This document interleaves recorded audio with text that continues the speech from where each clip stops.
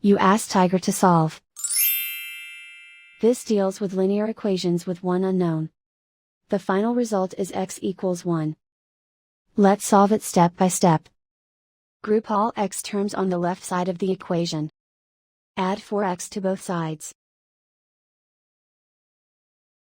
Group like terms. Simplify the arithmetic. Group like terms. Simplify the arithmetic.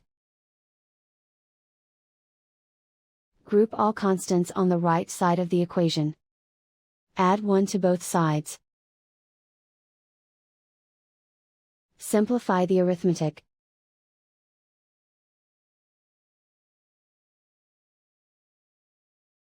Isolate the x. Divide both sides by 6. Simplify the fraction.